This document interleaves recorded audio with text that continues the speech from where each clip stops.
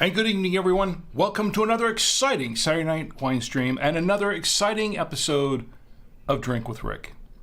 I'm Rick, and of course, and tonight we have a couple of things going on. This is going to be a jam-packed show, folks, so stick around. We're going to have a lot of fun. We have a special guest as well. Tonight we're going to be opening up a Cabernet Sauvignon. And this is one that was recommended by a friend last week, as a matter of fact. And I said, why don't I give that a try this week? I actually had another wine in the wings here, waiting in the wing, so to speak. But he had a pretty good suggestion, so I thought, well, let's see if I can find it. And I did find it. And lo and behold, here it is. We're going to check it out tonight. I'm going to give it a fair and an honest review. Also, we have a couple of ciders on tap, also recommended by you, the viewers of Drink with Rick on the Saturday Night Wine Stream. And I have a special guest coming out tonight. My son Tommy, TomAntio of CubeCommand.com, is going to be here to taste the ciders because he is really into cider. And I like ciders too, but he's really into ciders, and he's going to give these a tasting and see what he thinks. So we're both, I should say, going to get together and taste these ciders right here live on the Saturday Night Wine Stream. So we'll see how they work. Also, I have some other items coming up. We're going to show the Wumbler, which is a video that TomAntio did some time back. And I did remember, after the end of the show last week, I did finally remember what it was I was going to talk about, the thing that I was going to comment on last few weeks. I have it written down this time, the show notes, so I don't forget it. Not a big deal, really, but I thought I'd share it with you. And I wanted to get your opinion to see what you think. I really would like to know your thoughts on this. All right, so we're going to have some fun tonight. Of course, we've got the National Days to Toast, and we have a few of them, and some pretty good ones, I think. So this is going to be a jam-packed show, so stick around. If you're joining us for the first time or for the 170th time, because this is the 170th episode of Drink with Rick on the Saturday Night Wine Stream, this is a stream of consciousness kind of show, more or less. I do have my show notes, and they're right here. I was referring to them a moment ago, but I don't always follow them verbatim. We go off the rails quite a bit here because this show is not about me. It's somewhat about the wine, and tonight the cider. But the show is really about you and me getting together on a Saturday night, kicking back with our favorite libations, whatever they are. It could be wine, cider, beer, tequila, soda, whatever you want to drink, water even, it's fine. And your favorite snacks, your favorite libations. I have a few snacks here prepared for pairing with the wine tonight. So I'm going to be eating too. So don't be afraid to sit down, just snack and drink right along with me. This show is about us and getting into the chats and having a great time. Just kicking back and relaxing on a Saturday night and just pretty much shooting the breeze, more or less. You direct a lot of what goes on in the show, so don't be afraid to jump in and talk about things and ask me questions, whatever you want to do. Now, let's keep it clean. Of course, we don't talk about politics. We don't talk about religion on the show. We talk about things that bring people together, as wine does. It brings people together. We've got enough discord going along in this world, all over the world. We don't need to add to it. Let's try to sort of buffer it a little bit and try to ease that somewhat. So this show is for everybody. It's all-inclusive. It's for everybody, no matter who you are, where you come from. This show is for us, just to get together and just have a good time on a Saturday night and enjoying each other's company, So that's what this show is about. And we have some folks in the chat. I'm going to get right to them in just a moment, but I do want to mention a couple of things. Actually, we can talk about who's in the chat now. X86 BSD is in the chat right now on Twitch, And he says, looking forward to tonight, and so am I. And CM Cinder's in the chat. It's great to see you both here in the chat. X86 says, awesome, Cider is making a cameo appearance tonight. Well, not so much cameo, because I believe you were one of the ones who recommended one of these ciders in the past. So I think you'll be interested in seeing what TomAntio thinks of it. And Ed, my good friend Ed, is in the chat tonight. Ed says, this time I'm aboard at the start, and I'm glad you're here, Ed. It's great to see you here, and I appreciate you being here. And I believe my lovely wife, she may show up a little bit later, and she's busy. She's taking the night off somewhat and having some a get-together with family tonight, so we'll see if she shows up a little bit later. I hope so. And let's see what else is going on, kind of quiet on Odyssey, and on, let's see what's going on YouTube. YouTube, kind of quiet on YouTube, but we do get folks in there from time to time. We do get folks watching, so just join in, jump in the chats and say hi. Now, if you want to get in on the chats, this is how to do it. Pretty easy to do for the most part. Saturday Night Winestream. You can catch us on the Facebook page. The Facebook page is Drink with Rick. YouTube channel is Drink with Rick. You just type in, do a search for Drink with Rick, and you'll see it pop up. That's the YouTube channel. And Twitch. We're on Twitch. Twitch is twitch.tv/drinkwithrick1. Drink with Rick and the number 1. We're also on Twitter. Twitter is @drinkwithrick. @Drink with Rick, and on Odyssey. Odyssey, you can also do a search for Drink with Rick. Tonight's episode is called Sebastiani Cabernet Sauvignon, and I think there's a #7 in there in the URL. I'm not sure why, but that's where it is. Probably because this is the 7th mention of Sebastian or Sebastiani in there. I noticed there were a couple of mentions of a Sebastian somewhere, but this is where you can catch them all these venues. Also, if you can't watch now or you can't watch later, you can get the podcast. The podcast, you can download the podcast. It's free. You can subscribe to the podcast on Apple Podcasts, Google Podcasts, Spotify, TuneIn, Stitcher Radio, Blueberry.com, iHeartRadio, Deezer, Amazon Music, podcastindex.org, and also because on Amazon and a couple other places, you can listen to it on your Amazon Echo. You just say the wake word. I'm not going to say her name, but just say play Drink with Rick podcast or the latest episode of the Drink with Rick podcast, and you should be able to do it. Also by email, if you go to the website at drinkwithrick.com, click on the little blue button that says by email, put your email address in the box, and you will get the latest episode of Drink with Rick as soon as it drops, and no salesman will call. It's just for getting the podcast. And of course, you can unsubscribe at any time if you want, but please don't. You'll miss the next episode if you do. So you can catch it in all of those venues.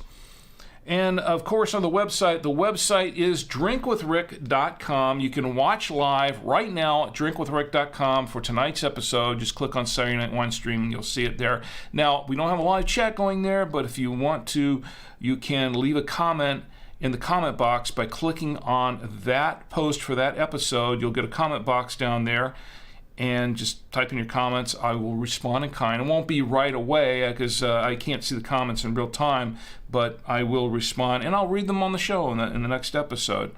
So that's all the ways that you can, you can also contact me at rick@savoymedia.com.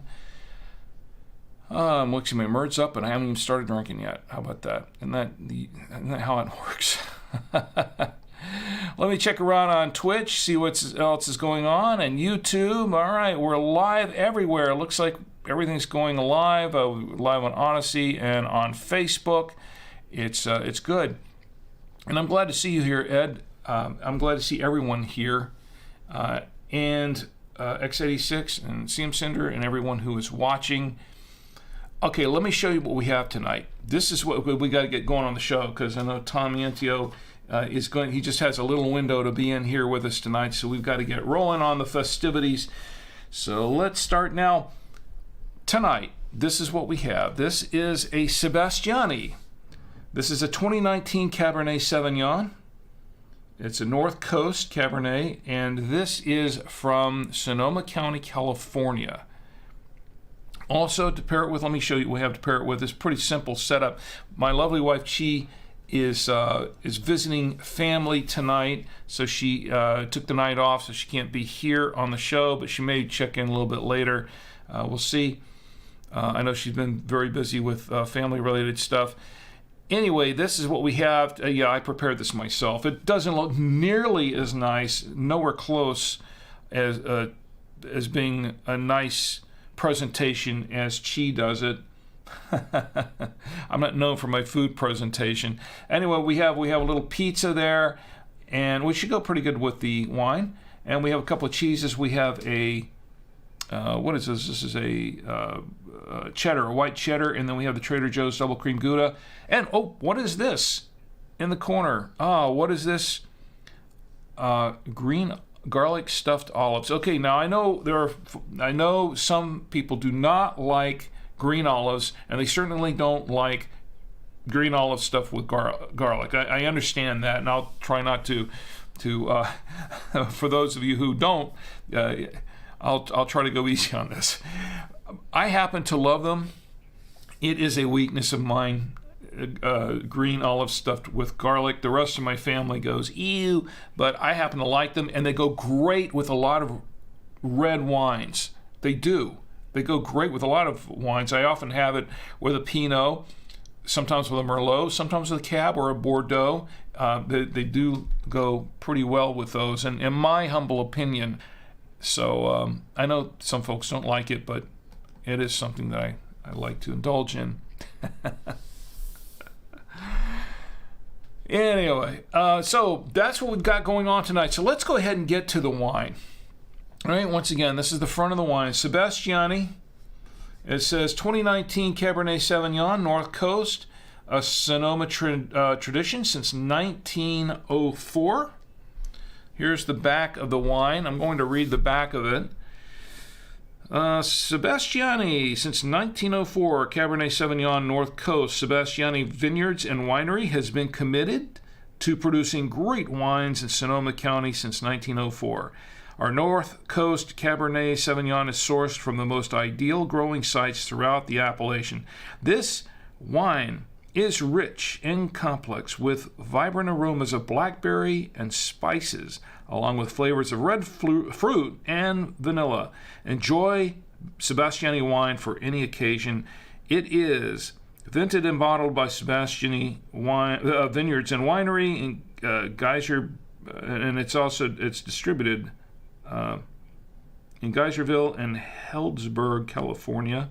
It's distributed by Foley Food and Wine Society.com, Sebastiani.com. I'm reading everything on here. I'm not going to read the government warning. No, but it is a 750 milliliter bottle. And you know what? I don't see...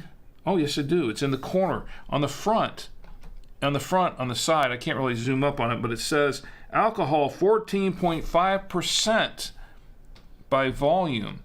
So that is... that's a lot of alcohol for this wine. We'll see how that goes. Now, this particular bottle of wine was recommended to me by my good friend, Everett, an old friend of mine who I used to work with at WOFL, Fox 35 in Orlando. And he actually, after the show last weekend, he popped in a comment and he said, "This is what we're drinking." And he showed a picture of his Sebastiani 2019 Cab, and he said, "You should try this." He recommended that I try it, and I said, "Well, I will see if I can find a bottle and review it for the stream next week." Now, I did have another wine that I was going to try, but I said, why don't I just go ahead and do this? And I went down to Wine Store -online, not Wine Store, what am I saying? Not Wine Store, excuse me. It was Total Wine. Boy, I'm getting my wine stores mixed up, as I do sometimes. Okay, apologize to that. It was Total Wine. That is where I found it. It's also available in a number of supermarkets.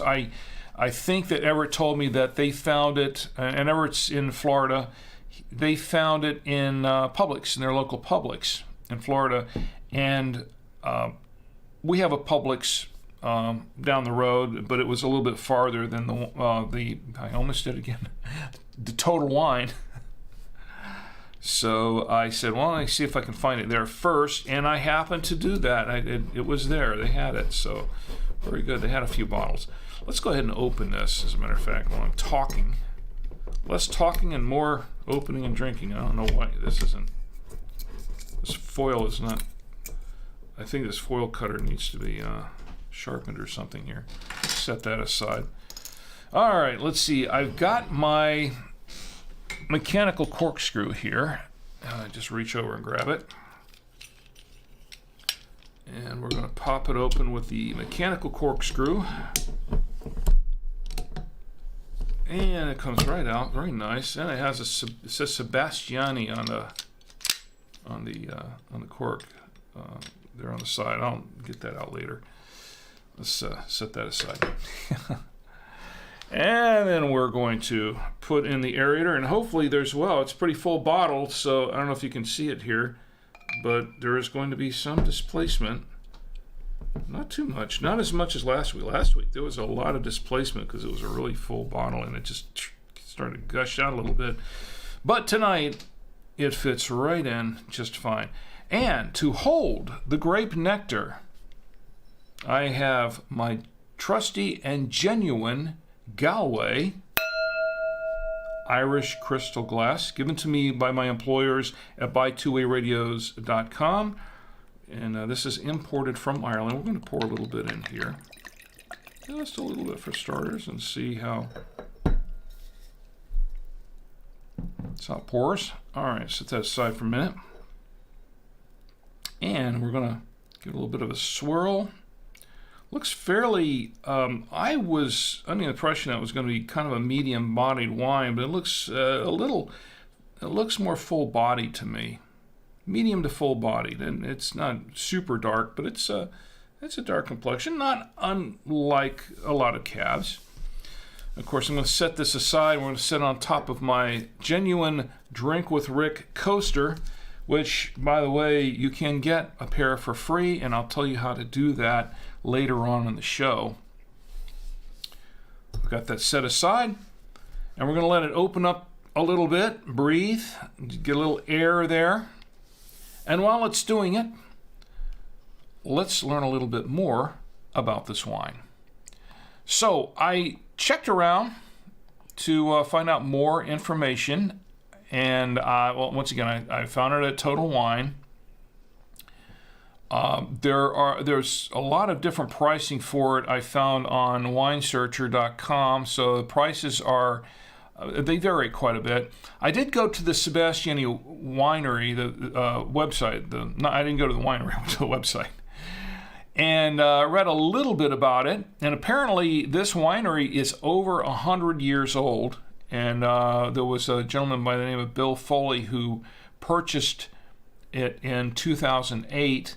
So this is a winery that has been around for a long, long time. They know their wines. Very adept, very knowledgeable about their wines. They've been doing this for a long, long time. So we've got that going for us here for the wine. All right, they know how to make wines. And as I said on the back label, that supposedly there's some, what did it say here? Let me go back to the label here for a second. And it said something about blackberry and red fruit and vanilla. Well, this sounds interesting. Let's see if we get any of that out of the wine.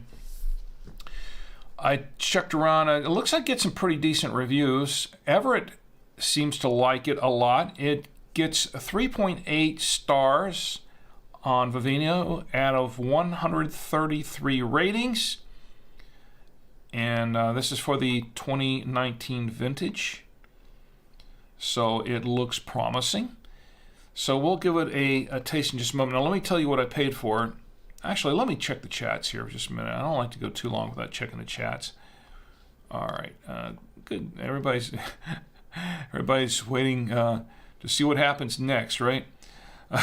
Seam Cinder says everyone needs oxygen, even wine. Yes, yes, definitely.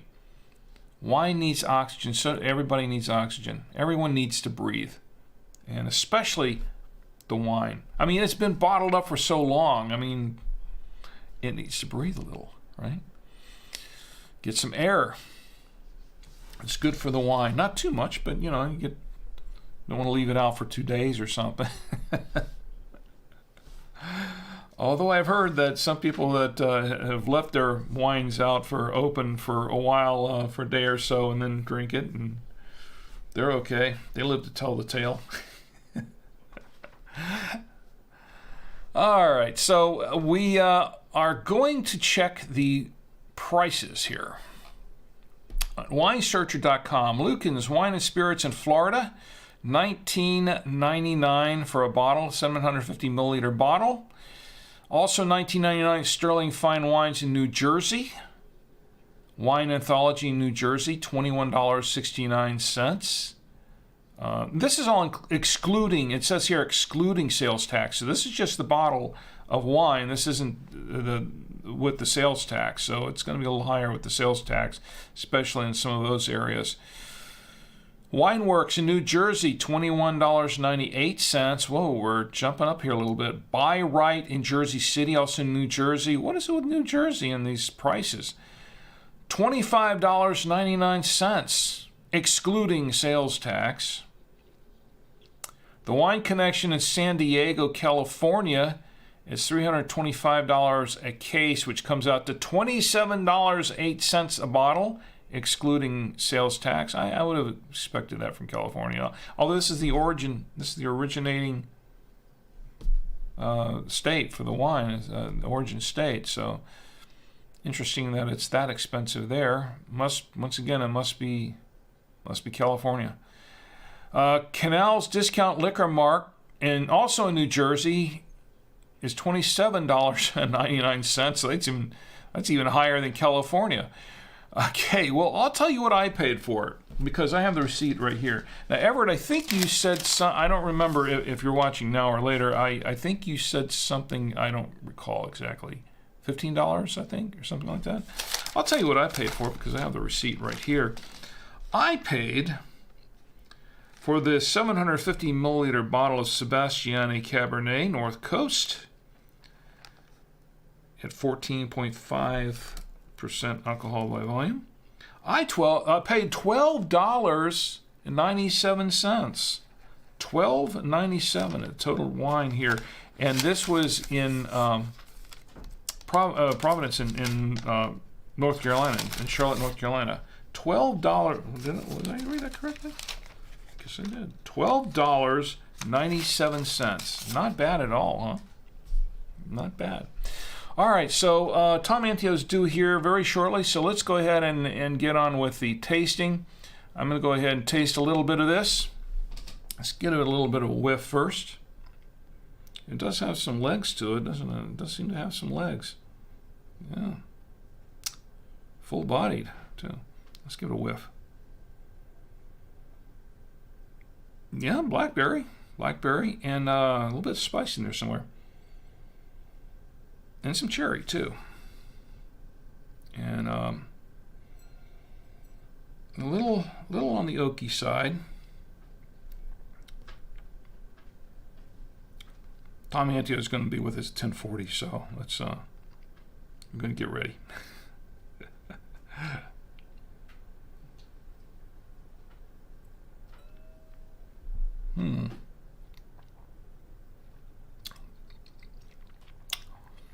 A little fruit forward.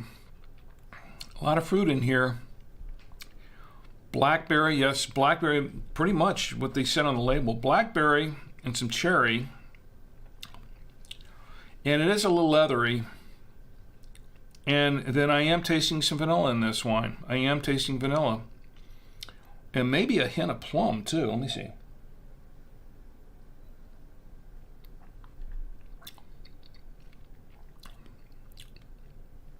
Little hint of plum, but it is kind of leathery and a little oaky.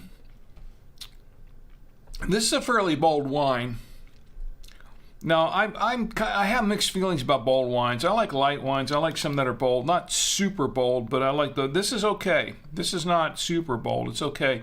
There's some tannin in this wine, medium tannins, maybe a little bit more than just medium tannins, but it's not super tannin. It's not overly tannic. It's a dry wine. It is, but there's a hint of sweetness to it, and a fairly long finish. Nice finish actually. And I'm getting a little bit more. I'm getting a little more plum at the end. The plum actually really comes out more in the finish, so that's very interesting.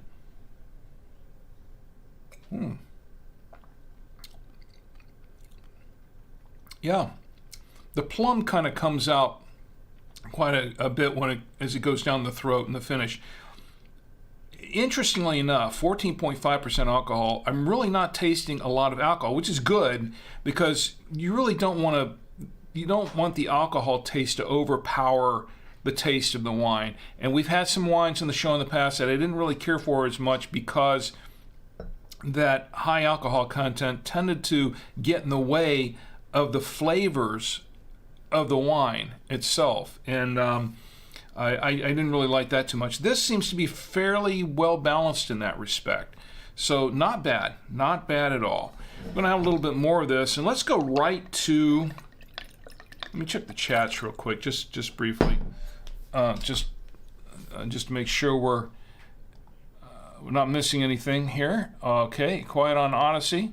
And Twitch, Vakesh is in the chat. Vakesh is in the chat on Twitch, and Vakesh says hello.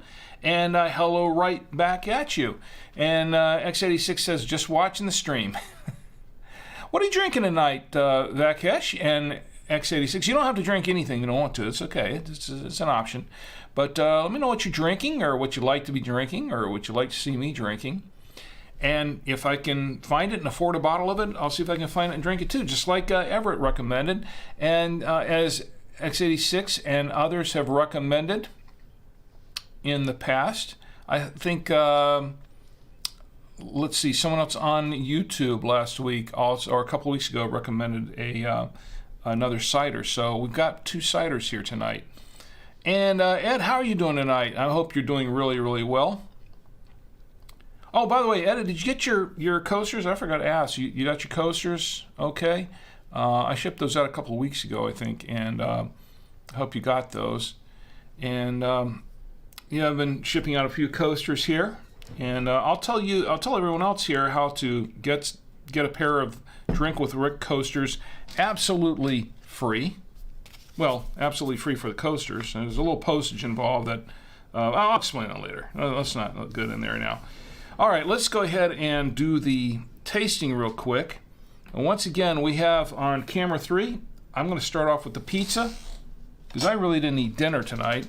So this pizza came from Brooklyn Pizza in Brooklyn Pizza, right? Yeah, in Charlotte, North Carolina. So we're going to try this. It's a little cold now, and it's a little tougher because we had this pizza last night, or the night before last night? I don't remember now. And it's leftovers, of course. So I microwaved it. If you kind of over microwave a leftover pizza. All right, I think you know what I mean. Okay. Pizza's good though, it's still good.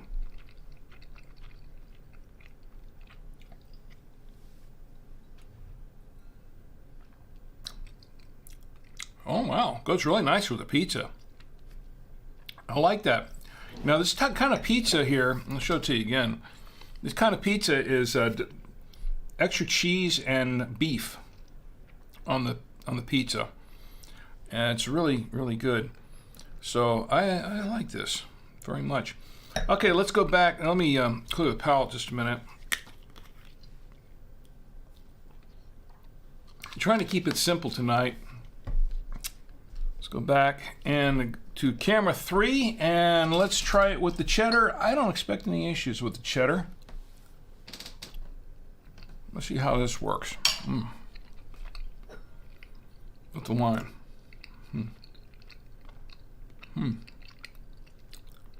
I like this cheese, by the way.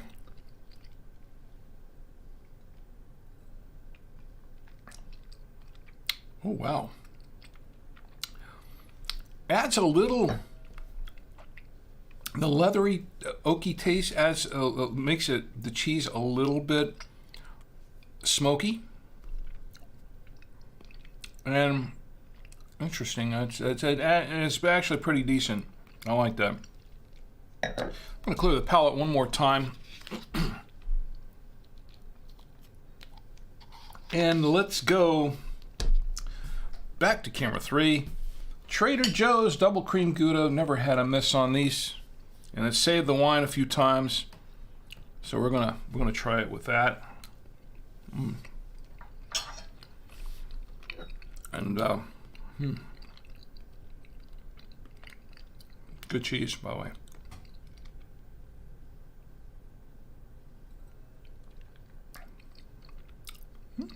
Once again, a winner. The creaminess of the Gouda mixes pretty well with the Cab. Not unexpected at all. I like that. Very nice. I think it fares pretty well. I think this would go really well with a steak. I think it would go pretty well with a burger, as a matter of fact. I think it would go very well with a number of different foods. So definitely the pasta, it seems to be working well with the, I'm pretty sure with the pizza and the cheeses, the fact that it goes well with that, I think it would probably go pretty well with the pasta as well. There is one more thing I'd like to check it with, just real quick, and we'll bring on TomAntio.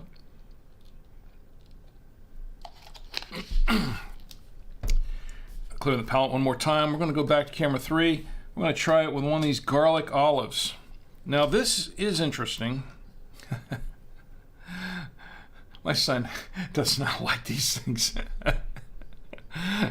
Nobody seems to like them except me in this house. So, all right.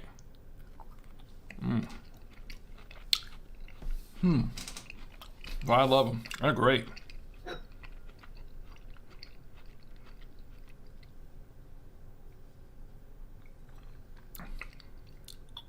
Oh yeah, I could drink this wine with those green olives all night.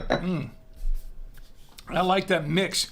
You got the tartness and the slight sourness, the tartness of the green olives, and the garlic, the spice of the garlic mixed in with this Cab. I like it. Don't knock it till you've tried it. I know some people don't like it, but don't knock it till you've tried it. Really, honestly, it's not as bad as you think.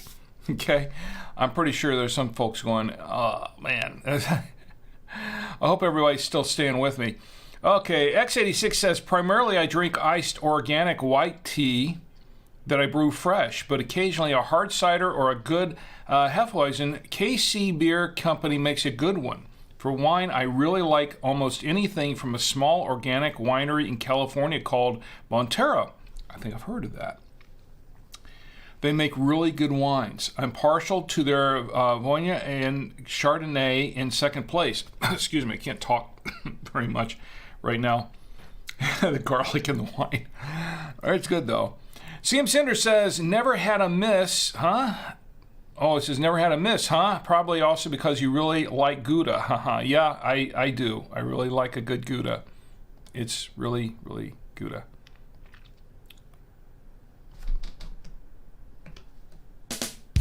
I was late on the rim shot. Okay. Really late on that. It was an afterthought for the rim shot. Okay. So that does it for the tasting and the pairing right now for the wine. Now, as promised, we're going to taste some ciders as well. Include the palate. And to assist me on this is our resident cider expert. He is, too. So we're going to bring him on in just a moment. Let me show you what we've got. We're waiting for him to get situated here. Let me show you what we have for ciders. This is what we have. This is what we're trying out tonight. And these are Ace ciders. One is a pineapple cider, and one is a guava. Very, very interesting. So we're looking forward to trying these out. Ace Pineapple Craft Cider and Ace Guava Craft Cider. These should be really fun to try. And with me to try them out tonight is my son, TomAntio. Tommy, known as TomAntio. Yes, some call me Tommy. How are you doing tonight, Tommy? I'm pretty good. I'm a little empty on alcohol right now. I think I've been needing some. I had a muffin earlier. So ready to try some ciders tonight? Yeah, we have a couple. We have a couple to try. So you just grab the first one there, and there's some glasses up there as well. What is it? What's a guava taste like? I don't think I've ever had a guava before. Well, you're about to have some now. I guess I'll have the guava. You can have the pineapple. And I believe these are gluten-free too. So you've got two glasses there. Better. And go ahead and grab those. And let's see, before we get started, let's go into the chat. You can say hi to everybody in the chat. Ed's in the chat. Hi, chat. And let's see, Simcinder says hi, Tommy. Hi, sister. And we have X86 and Vakesh. We have folks watching. And we have, let's see, do we have anybody watching on Odyssey? And kind of quiet on YouTube at the moment. Oh, Chi. Your mom's in the chat. My lovely wife, Chi, is in the chat. Chi says hello. The ladies in the hotels are watching. We are drinking punch. Punch? What kind of punch? She's watching on YouTube. Is it fruit punch or is it party punch? What kind of punch is it? Is the punch straight punch or is it spiked? What kind of what kind of punch? Sponge. SpongeBob. Sponge.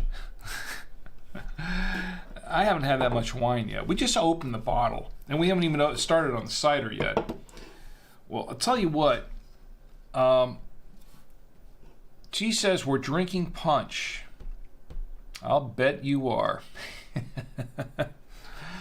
Anyway, just to introduce Tommy, he's my son. He runs the Cube Command. He is the podcast host of the Cube Command podcast and the Cube Command website. Also, TomAntio is known as TomAntio. And he has his Twitch channel, twitch.tv/TomAntio. And you've got one for Cube Command as well, right? Yeah, we don't really use the one for Cube Command. That's really for special occasions. But most of the stuff, all the podcasts, anything we do pertaining to Cube Command, that goes on TomAntio, twitch.tv/TomAntio. Cool. Yeah, we don't. I don't know why I made it one for Cube Command. We don't really use it. Probably should. There you go. There's a shot with Tom on it. There we go. My hair. I was trying to put a tie in my hair properly before the show, but I couldn't get it to stay. I think it was whatever shampoo I used. You were also working at By Two Way Radios as well, right? Yeah, which camera am I supposed to? I'm lit this one, right? Oh, you're on that one. Yeah. Okay, so yeah, I'm the social media manager, editor, and photographer for By Two Way Radio. So I do like all the product shots you see, all the new ones anyway that have been coming up this year. That's me. I edit all the podcast clips, any videos, advertisements. I do voiceovers for those, manage the social media accounts. Yeah, I mean that's my thing. What's your official title? What social media manager? Yeah, social media manager is the official title, but we wear a lot of hats at that company, so we do. It doesn't encompass everything I do, as you know. All right, you ready to try some cider, Tommy? Let's see. We have these glasses. We're both going to try these. We're going to try one at a time. And once again, these are the ciders that we're tasting. Ready? If I can find it here. Hold on a second. Now, this is the one you're opening first. Is which one? The I guess guava? we'll start with the... Yeah, let's start with something exciting. Let's start with the guava. Okay. Let's start with the guava. And go ahead and open that up. Let's see if it makes a good noise. Let's do it close to the mic there. There you go. I didn't want it to get all over the technology here. All this modern technology. All this modern technology. All right, we're going to try a little bit. All right. That's a bit much, isn't it? I'll have a little bit more. Really? See how he poured this, everybody? Well, I know you got to stay off the alcohol. Yeah, right. All right, so we're going to give this a shot. Now, I really don't know. I looked on their website. Ace has a website here. And we're trying the guava, right? Yeah. It says fresh pink guava juice blended with our semi-dry apple cider. Fruit forward with semi-dry undertones. Enjoy this taste of Brazil. There's 5% alcohol by volume in this. 5%? Yeah, unfiltered. That's not much. And they say it's very refreshing. I'm reading this from their website. The website is acecider.com. And I'm on their guava page. We got to drink both of these to the full if we want to get the full effect of it. Well, let's go for taste first rather than effect, okay? So, there we go. Cheers. Cheers.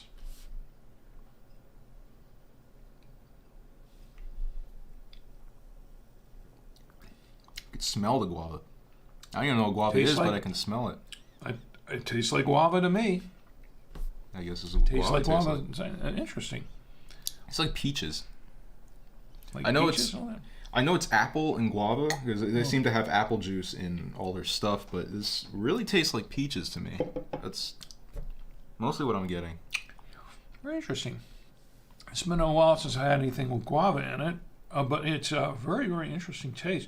Very interesting mixed with a little bit with the apple. I can taste a little hint of apple, but it's... There's apple aftertaste. Definitely. Yeah.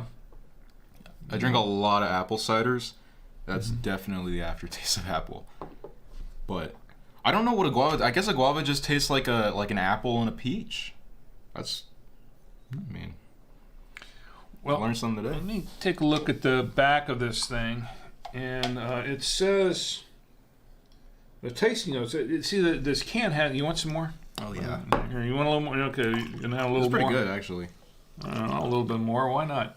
Actually, I like this. It's pretty decent. I wasn't sure what to expect from guava. Well, let's see. According to the tasting notes, Ace Guava Cider was inspired by a trip to Brazil, where we enjoyed Brazil's national cocktail. I am not sure how to pronounce that. Caipirina,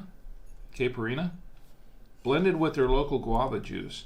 The guava juice was so refreshing, we just knew we had to make a cider with it.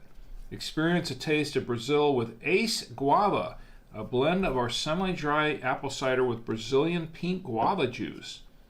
Fresh guava aroma, citrusy mouthfeel, and a ridiculously smooth finish. You'll find it impossible to put this down. Cheers, or as they say in Brazil, saudade. Oh, no, it's not pronounced that. They've got the pronunciation down here. Saúde. Saúde, I guess. And Saúde, I guess. This is by the House Brothers, second generation Ace cider makers since 1993. Keeping the family tradition alive. Yeah. Tastes good.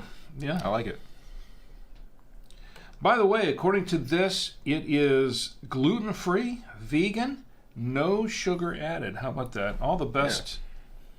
That's why I started drinking ciders so much. Is one, because I like fruity flavors and stuff. Two, I'm gluten-free, so I can't do a lot of the beers and stuff with wine and barley that they use to ferment it and make it.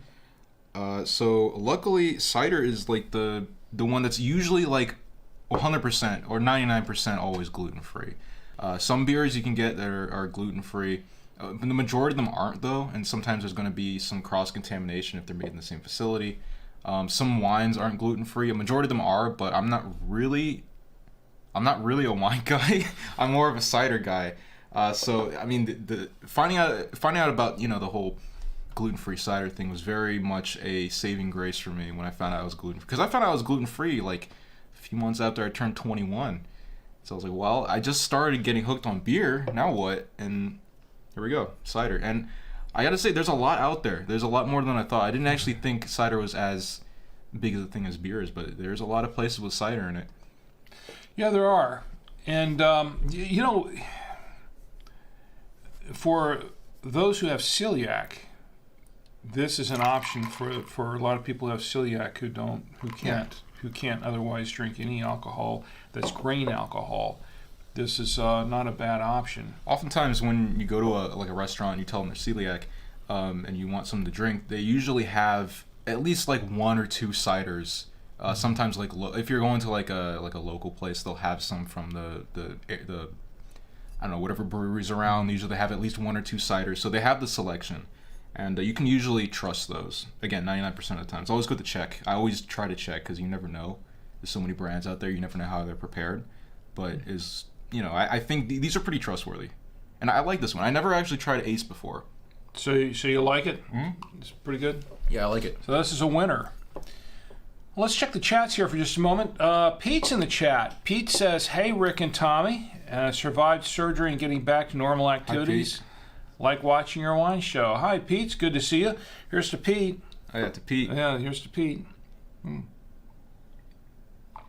As a matter of fact, let's give him a proper shout outs here if I can do that. Let's see, fireworks. Yeah, we got the fireworks here. Here's to Pete.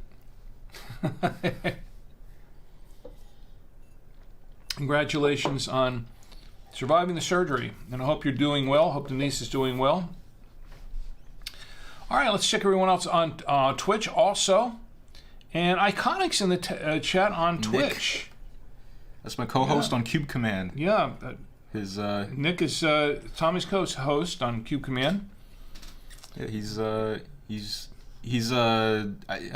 still streaming. He streams every once in a while when he decides that he's not tired. But yeah, his twitch.tv/it's iconic. You can see his name right there. 2 eyes on the iconic with a K. And he says howdy, and kind of thirsty now. So it's making him thirsty, huh? Drink some water. You need some. Says wine is fine. It's iconic. Says wine is fine. Was the drink that good, Tommy? It disappeared on you. What drink? No drink. Apparently it did. It really did. I could finish this if I didn't have to open up the other one, because I want to keep a. Yeah, you got to keep a cool head. We have another cider to go. That's only 5%. Well, there are 2 of us drinking. There are 2 of us drinking that. So. I was talking with Nick a couple minutes ago, and probably going to talk with him again, and I'm going to be slurring my words and stuff. Well, let's hope not. There's only 5% alcohol. It's not that bad. X86 says yes, ciders are GF, gluten-free. Gluten-free. Says X86 says the founding fathers were huge cider drinkers. Most made their own. Ciders have been the drink of rebels for a century. That's the drink of rebels. I like that. That's true. Yeah, I mean, cider goes way back. I mean, way back, and yeah, founding fathers did. They were big cider drinkers. That's why. That's true. That's why George Washington cut down the apple tree, right? I don't know about. It wasn't an apple tree. It was a cherry tree. We cut down an apple tree afterwards. It was to make cider. We want to make some cherry cider. All right, so we have one more. Let me see who else is in the chat while we're at it. Okay, and all right, so Chi says fruit. We're drinking punch, fruit, and she says, say hello to Pete for me.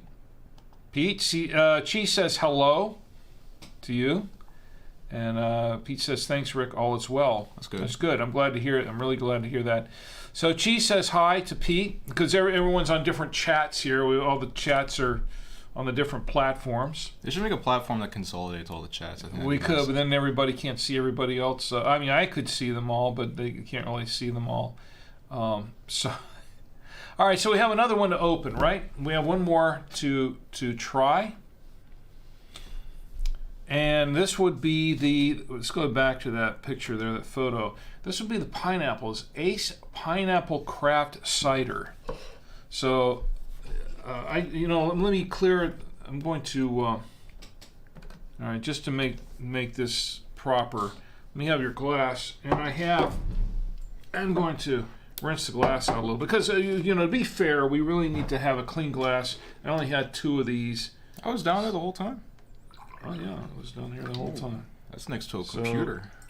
Not that close to it. Here you go. There's yours. I should have just drank that, but I didn't. Yeah, you're wasting all that good guava cider. Yeah, it is. It's not that much. Well, we can go get some more. All right. I'm gonna starve. Let me set this down below. All right. So we've got clean glasses. We'll try this out with. So go ahead and open the other one. Now this is, before you open it, here let me show everyone once again what we've got here. This is a Ace Pineapple Craft Cider, and I'm going to go ahead and read this one actually right here. 5% alcohol by volume, like the other one was. And it's 355 milliliter can, 12 fluid ounces. No sugar added. It said the tasting notes. I'm going to read the tasting notes here. Ace Pineapple, the world's original pineapple cider, was first made in 2013. So this hasn't been around that long. Its creation came out of the House family's annual trip to the Hawaiian Islands, where pineapple struck me as a great concept that would make a fantastic refreshment. It's a marriage of fermented apple and pineapple juices with a little sweetness and a pronounced pineapple nose. It has become the #1 selling fruit cider in America. Aloha! And that's by Jeffrey House, founder. And it says here, gluten-free, vegan, and no sugar added. So go ahead and open that one up. Let's get this some good sound. There you go. Oh, yeah, that's loud. That was good. A little ASMR for everyone. Yeah, I know how much Nick loves ASMR, right, Nick? And X86 says, yeah, the pineapple from Ace is my favorite. I hope you guys really like it. Wow, that sounds pretty good. Let's pour a little bit here, and we'll see what we got here. All right. Oh, I gave you too much. I gotta even it out. Wow. Here, cheers. You just smell it here. Yeah, that's what I'm saying. It's very strong. Very strong scent. Very pineapple-y. All right, cheers. Salud, as they say. What he said.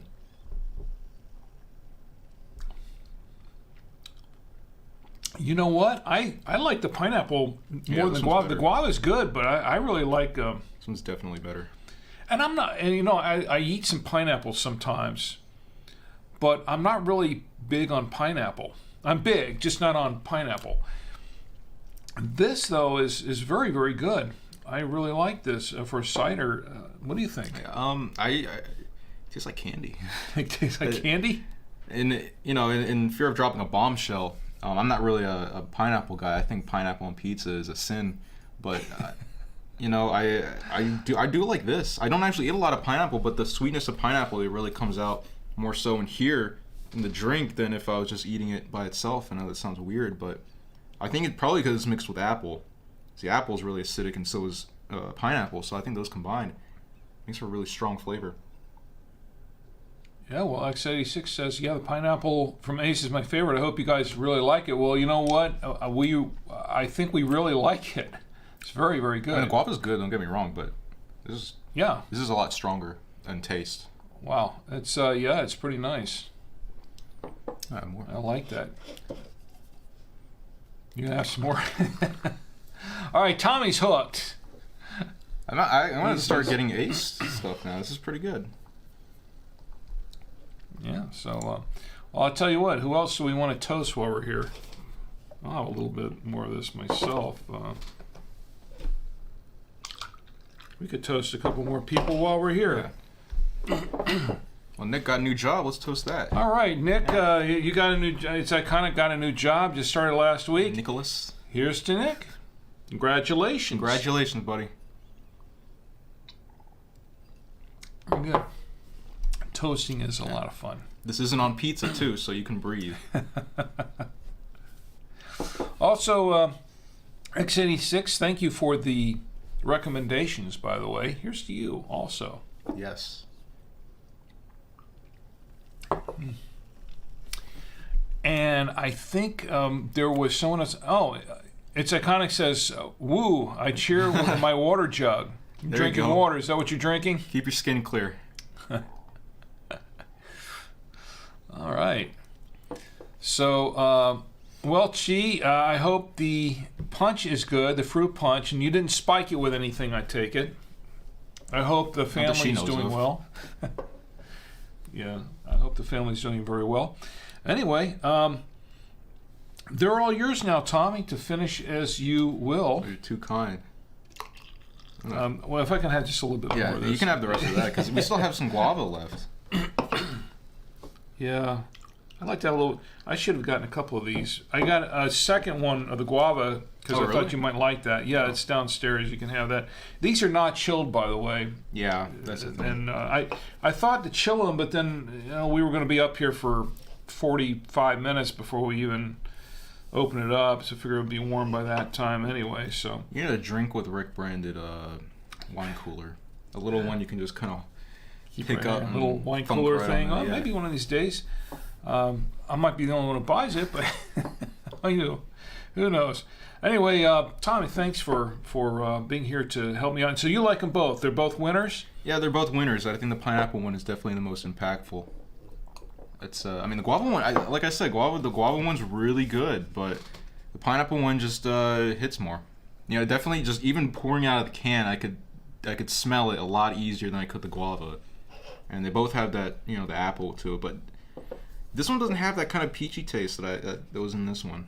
But maybe, I mean, that's probably because it's guava, and I don't know what guava tastes like, but You do now. I do Because now. that's guava. I know what guava and apple tastes like. I've yet to have an actual guava by itself, but maybe that day will come. All right. Well, before you go, I know you have to run, but you have to, I don't know if you have to run, but you have to go. I drink a lot. Because you told me you did, so. Actually, that'd be fine if you stayed through the rest of the show, but I don't want to, Yeah, I gotta go drink that Overdo other your- one downstairs. yeah, you got to drink them all. Yeah. Come downstairs and gonna be a bunch of Not empty all at cans. once. You got to save some. But look, these are at Total Wine. Once again, we found these at Total Wine, but they're available in a number of places. I think I saw them at the local Harris Teeter. Oh, I didn't see them in the Marathon. I saw them advertised, I think at the local Harris Teeter or the Publix or somewhere. They're available all around. So it's not something that's super specialty, but they're really, really good. I think I'm going to buy some more of these at Total Wine the next time I'm down there. I really like, especially the pineapple. I really do like the pineapple. They have some other flavors too. I didn't really pick any of those out, but there are some other flavors. By the way, there is a watermelon down here, but it's not an Ace Where? brand. It's a different brand that's down here. It's a Oh, you meant watermelon. an alcohol? No, it's not a watermelon, Oh. but it's a was watermelon looking for the cider. big Yeah. green thing. We might open that another time. But anyway, before you go, I want you to give a plug for your website. That's not your website. That's mine website. It's mine now. Let's see. There we go. There's your website. Oh boy, June 18th. Yikes. Let's give a little plug for your website. Yes, this is Cube Command, which is the central hub for all our content. We do podcasts, YouTube videos, streams sometimes when we feel like it, of stuff in the gaming industry, movies, any sci-fi pop culture stuff. The podcast was on hiatus for a little bit because I was graduating from college. Now we have another episode recorded. We've been kind of a limbo because all of us have been kind of getting our lives situated with work and whatnot. But we have a new setup. We have a new format. So we're going to start the podcast again soon. And we actually were. I put on the social medias for Cube Command that we were actually going to continue the YouTube channel very momentarily, but we had 2 recording sessions and both of them ended up with corrupt footage or audio. Something happened, so that set us back. But we're headed back on there. So Cube Command, that's Cube Command anywhere. That's Twitter, Instagram, YouTube. Probably going YouTube first because that's where most of the stuff is dropped. You can subscribe to any of these. It's right here. Podcast. Yeah. Yeah, we're Or you approaching can- episode 100. I know I said that. I think I said that last time I was on here. It never happened, but We're headed there. We're headed there. I'm out of college now, so we can actually go ahead and go gung ho with Cube Command. So you were on a hiatus because you were attending college. Yeah, I was up north in Boone, getting my bachelor's at App State, and that is done and over with. Mm-hmm. So now I can focus a lot of my attention to Cube Command. I mean, I did get hired by By Two Way Radios too, so a lot of the stuff I'm doing for By Two Way Radios is the same stuff as Cube Command, which is kind of nice. You know, it's nice being able to use my degree right out of college. Oh yeah, it just kind of slid right in there. You were already fairly well experienced with a lot of it. That's an opportunity many college students don't get. And once again, X86 says cheers. Cheers right back at you. Cheers. Well, thank you for the recommendations, by the way. Also, anyone in the chat, as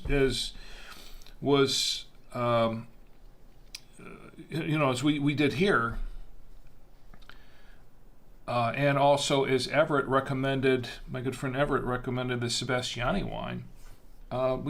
We take requests for wine reviews and beer reviews and any other kind of reviews that we can review. So feel free to drop them in if you have a favorite. Yeah, dog food. Yeah, we've done the dog food thing. Yeah, we reviewed dog food. We shoveled that in our mouths, and yeah, I've shown that before. We might show it again. It tasted pretty good, I gotta say. You know, as a matter of fact, I have something else to show, and once again, it's TomAntio from CubeCommand.com. I want to say thanks, Tommy, for joining us tonight. Thanks for the cider. cider. For you. Oh, you shouldn't have. And as you leave, I've got a short video to show, as a matter of fact, and this is from something that you did, a short commercial, or one of these so this is parody commercials that you did for called The Wumbler. We've shown it on the show before, but we want to show it again because it's been a while. A little bit of backstory if you want. So when I was in college, I was in the TV class, and what we do is we produce the entire semester. We produce 13 episodes for a podcast for a television show that airs on local Boone television and is posted on the YouTube channel later. So we have it was what we did for ours was SNL kind of comedy sketch show, and one of the segments we had on there was a recurring segment called The Wumbler, where I played a salesman who doesn't know what he's selling. So. We had a lot of fun with those. That was a one we did last minute because that episode we had a segment that was planned, and it didn't actually come to fruition. It was the last day before the episode was going to air. We had to finish shooting it, so we had a backup plan episode. That one didn't go through. So then I was like, okay, it's like 12 o'clock at night. I want to go to bed, and we have to air this thing tomorrow. I'm going to go into the room and shoot a short commercial, like on the fly. This is all improv, and this is what we came up with. This episode this little short right here that he's about to play. And we're gonna play it right now. Anyway, TomAntio, thanks for being here with me tonight and reviewing these. So these are great. Now we're gonna buy some more. I'm gonna take this with me if you don't mind. Yeah, take them both with you. It's fine. That one's empty. Is it? Oh wow, it sure is, isn't it? Tells you we liked this X86. That was a very good recommendation. Oh, and guess what? what? X86. I tell you what I'll do. Empty too. There you go. All right. I'll tell you what we'll do. Because of your recommendation, because it was such a great recommendation, I'm going to send you a couple of Drink with Rick coasters. For everyone else there, I'll tell you how you can get a couple free, but I'm going to send you a couple of Drink with Rick coasters and show our appreciation for that. And just all you need to do is just message me or Drink with Rick. Oh, that's wrong. Go to rick@savoymedia.com and just email me a shipping address where I can ship it to you, and I'll get those out to you. Really, really appreciate it. And he says, "Great, I'm glad." We're glad too. This is very good. I really like this. As a matter of fact, great suggestion. All right, TomAntio, thanks for being here once again. Thanks for having me. And we'll go ahead and show his little spoof commercial called The Wumbler. The Wumbler.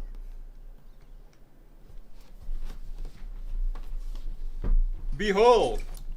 The Wumbler? The Wumbler! This innovative new product is capable of very... So I just shake it. Cheese. Let's flip it over. Mustard and cheese. Wumble there. Pepperoni. You're off script. I'm off script? Great. Script sucked anyway. This thing has a hair on it.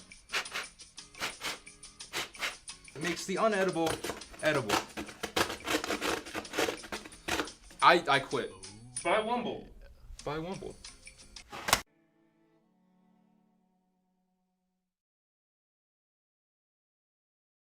All right. We're back. So, this is what we're drinking tonight. The wine, that is. We're drinking the Sebastiani 2019 Cabernet Sauvignon. This is a North Coast wine from Sonoma, California. And I'm really liking the wine so far, as I really think it's a nice wine and a good recommendation for the show. Thank you very much, Everett, for recommending this wine. I like it. We're going to have some more, as a matter of fact. Switching back from the, yes, I can do that. I'm that versatile. I can switch back and forth from wine to the cider, back to the wine, right? Well, we've got some more wine. CM Center says, love that video. Yeah, I like the video too. It's really cool. That was the Wumbler. So, where were we? We check the chats one more time. Kind of quiet everywhere else. I know if it seems like it's a little awkward sometimes, the segues are not 100% smooth. It's because I'm doing all my own producing here. I do everything, the switching and producing everything. So I'm not perfect. I do the best I can, but it's not perfect. All right. What do we have next on the agenda? Anyone else has, provided no one else has anything to bring up tonight, we're gonna toast the national days. Let's do that. We've got some time to do the national days, so let me cue the wave here, and let's all get together with whatever we're drinking. Iconic, it's iconic. Hope you're still there. And let's see if we can toast some national days. I need more wine in here. That's what I need. All right, the national days. Today is August 20th, 2022 for 45 more minutes. So we better get to toasting, huh? August 20th, it's National Accessible Air Travel Day. Accessible Air Travel Day. I don't know, I didn't do any research on that one, but I will drink to that. My wife has been doing some air traveling this weekend, and she shall be returning home to us shortly, and I hope she's going to have a safe trip back. Here's the National Accessible Air Travel Day, and we'll drink to that. It's also National Chocolate Pecan Day. Pecan Pie Day, excuse me, I didn't read it all. National Chocolate Pecan Pie Day. That's not my thing, but if you like chocolate pecan pie, I've never had one. I've had pecan pie before. Not my favorite pie. I've had others that I like better, but I don't hate pecan pie. It's just not my favorite pie. But if you want to toast National Chocolate Pecan Pie Day, go right ahead. It's okay with me. Okay? That's fine. By the way, these national days are coming to us courtesy of nationaldaycalendar.com, nationaldaycalendar.com. That's Marlo Anderson's website. He's the CEO of nationaldaycalendar.com. And you can follow along with him at nationaldaycalendar.com. He has a podcast going as well. And he does some videos. So, yeah, it's all good stuff. nationaldaycalendar.com. To continue on with the national days, this is a big one, and I probably should have done this while TomAntio was still here. But you know what today is for another 43 minutes? National Radio Day. Yes, today is National Radio Day. Now, for those who are of later generations, you would think that radio has been with us for, well, a long, long time. Well, it has, but not that long, really, in the big scheme of things, as far as human history is concerned. National Radio Day. Let me explain this. And this is coming from nationaldaycounter.com. On August 20th, National Radio Day recognizes the great invention of the radio.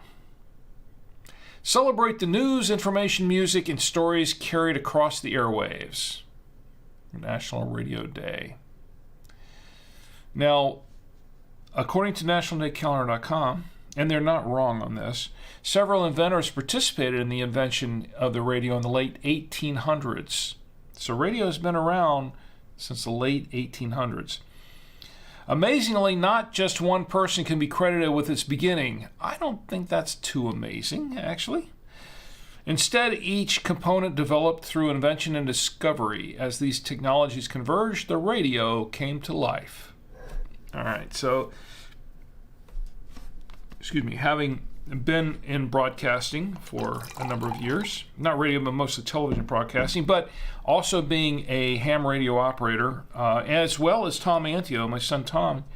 Now, we are both general class ham radio operators, and our family does hold a GMRS radio license as well. And having worked with radios, of course, Tommy and I both work for BuyTwoWayRadios.com. We sell radios, of course. But having been involved with radio for a long time, I do know a few things about the history of radio. And it kind of started, it started about the late 1800s. And it was, several people were involved with it in various stages of it. There was a gentleman by the name of Heinrich Hertz in Germany, and he did a lot of research on electricity and how it could be transmitted wirelessly. This is the gentleman who, if you ever heard of hertz or megahertz or kilohertz or gigahertz, this is the gentleman that that Hertz was named after. Heinrich Hertz. That's where the term hertz or gigahertz or kilohertz or megahertz came from. And that was Heinrich Hertz. It was named after Heinrich Hertz. This is something that you learn when we are studying for our technician class license, I should say, for ham radio. They teach a lot of this sort of thing. So he proved that electricity could be transmitted wirelessly. Now, you've probably heard this in more recent news items and some tech-related articles, how, let's try to transmit electricity wirelessly, and power our phones wirelessly and charge our phones wirelessly. This is not new technology. This is very, very old technology in terms of how long we've known about this, since the 1800s. He's the man who kind of experimented with that. Now, he wasn't the only one. If you're familiar with the name Tesla, and I'm not talking about Tesla the car. The car was named after a gentleman named Tesla. Elon Musk named his car after Nikola Tesla. Nikola Tesla was did a lot of experimentation with electricity, and he was actually responsible for, he did a lot of things with AC and DC electricity, mostly AC, and he did a lot of experimenting with this.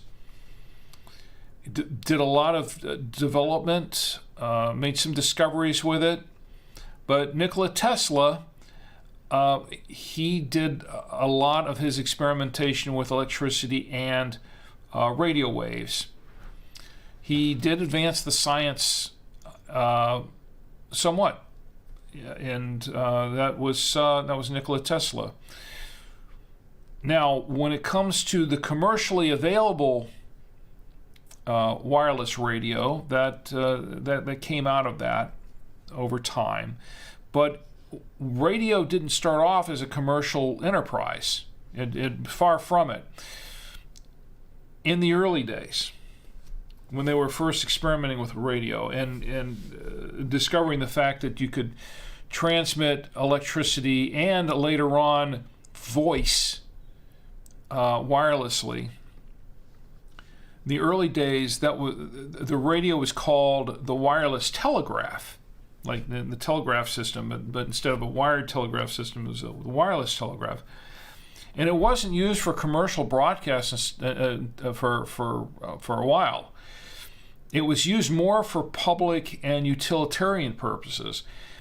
Wireless communications were used in the military very early on, and then also for emergency communications. Now, probably one that might come to mind is the Titanic. In 1912, when the Titanic hit the iceberg and sank, the Titanic broadcast a distress signal through Morse code and all that wirelessly, because ships on the water and the wires, that they're broadcasting an SOS signal.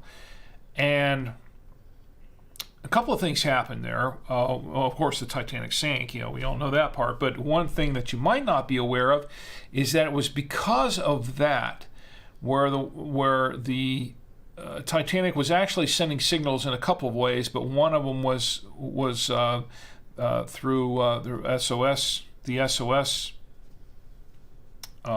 signal. It was because of that the United States adopted SOS as being the universal distress signal.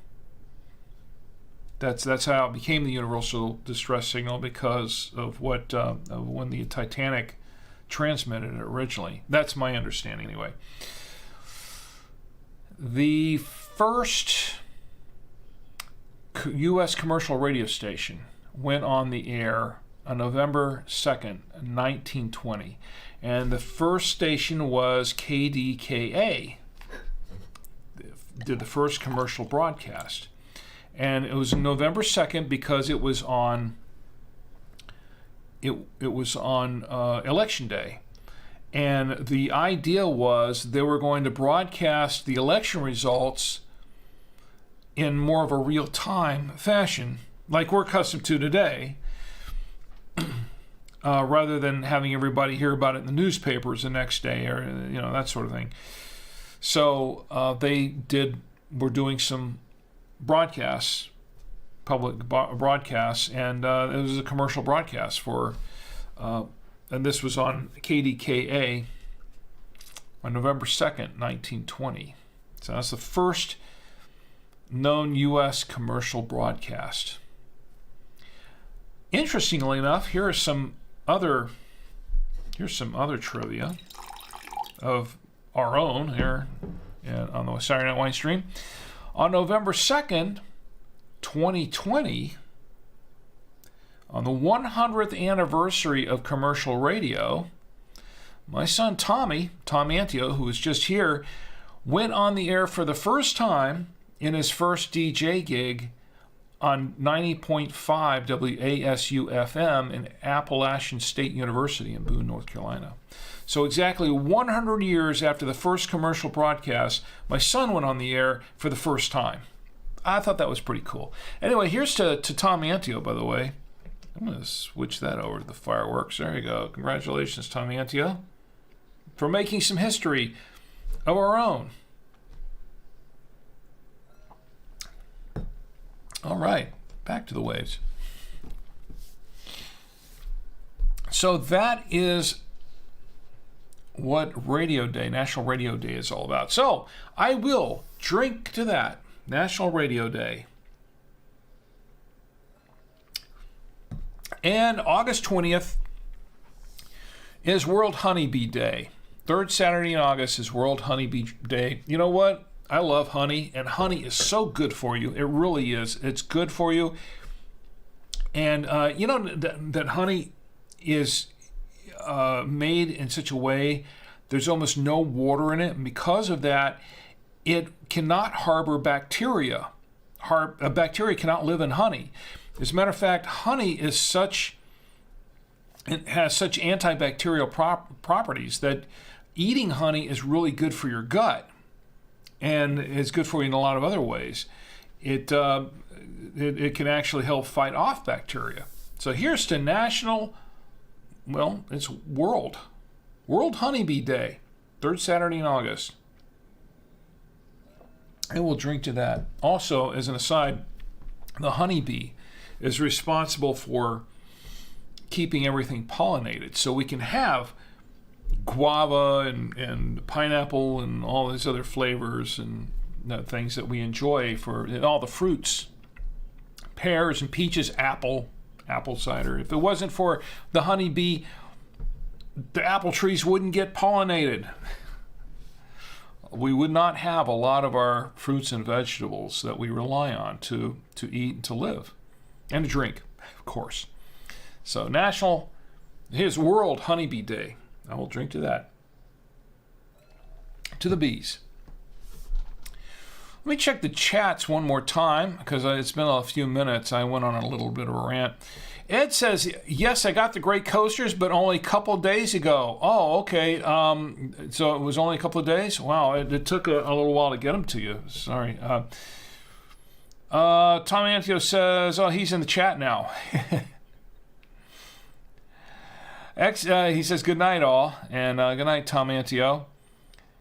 And X86 says, it's hard work. I enjoy the stream. It's very enjoyable. You're doing a great job. Well, thank you, X86. I really appreciate it. It is work. There's a lot of preparation, like for this show here. I did quite a bit of show prep for this and did a lot of coordination for it. Yeah, it's hard. I don't just turn everything on and sit down in front of the camera and start and go. There's a lot of show prep involved. This is true. Okay, so let's do a couple of more national days. How about August 21st? It's going to be August 21st in half an hour. So let's go ahead and do those. August 21st, 2022, National Brazilian Blowout Day. Okay, I got to explain this one just briefly. What I know of National Brazilian Blowout Day, it's basically a hairstyle. Brazilian blowout is kind of a hairstyle. I don't know that much about it. Obviously, I don't know that much about it. I cannot do a Brazilian blowout. I just can't. I think that's probably more for the ladies. But the National Brazilian Blowout Day. I'll drink to that. If only I could. And August 21st is also National Senior Citizens Day. Here's the National Senior Citizens Day. I'm pretty much almost there myself. I saw something on a T-shirt earlier today. Something about I don't even remember what I was in. National Senior Citizens Day. Yeah, I kind of feel like one right now, actually. And it's also National Spumoni Day. Okay, anyone who's Italian, like me, do you know what Spumoni is?